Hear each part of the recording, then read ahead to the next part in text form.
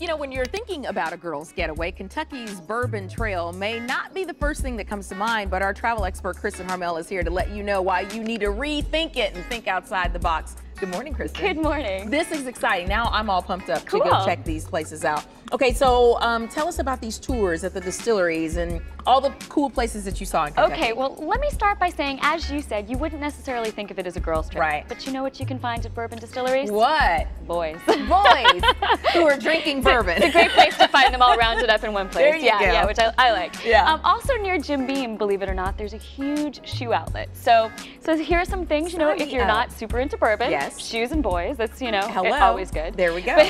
But it's absolutely fascinating. The distilleries, you can go on these tours, you can learn about how bourbon is made, you learn the history of bourbon, you learn sort of the legend of bourbon.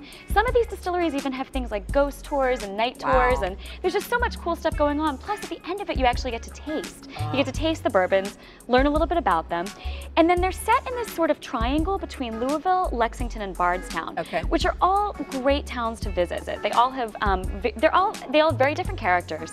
They have different nightlife, wonderful places to eat, great places to stay. I mean, it's just a fantastic trip, and we have a lot of information about that on galtime.com. And there's so much to do with bourbon, cooking with it, you know, just sipping it, or whatever the case may be. You don't think of it, especially ladies don't think of it as a lady's drink because you think that's kind of heavy, you know? That's so true, but you know what? I've had so many guys say to me, since I mentioned that I was going to bourbon country, I've had so many guys say to me how sexy it is when they see a girl sipping bourbon or ordering bourbon at a bar. Wow. So you know what? It's a great place to learn how to do that. There you go, to Kentucky. there you go. So if you don't drink bourbon, where do you start, though? You can start, I think, with a smooth bourbon like Basil Hayden. Okay. And I like having it with 1 or 2 cubes of ice, or even cut with a little bit of cold water. That kind of opens up the taste a little bit.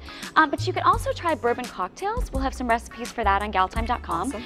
Or you can try something like American Honey, which is a bourbon-based liqueur, or Bluegrass Sundown, which is basically coffee and bourbon together, which is amazing. All makes easy a things Kentucky to do. coffee. And if you're not into alcohol, of course, you can always cook with bourbon. Absolutely, It's great with the cookies. Absolutely. We will have a recipe on galtime.com for these chocolate bourbon walnut cookies, which are absolutely fantastic. And you can use bourbon as a meat marinade too. Oh, I didn't know that. Absolutely. I bet that would be awesome. So impress your guy by making bourbon steaks. I love it. Thank you so much. Thank you. And for more information, including Kristin's recap on her entire Bourbon Trail experience, just head over to galtime.com right now.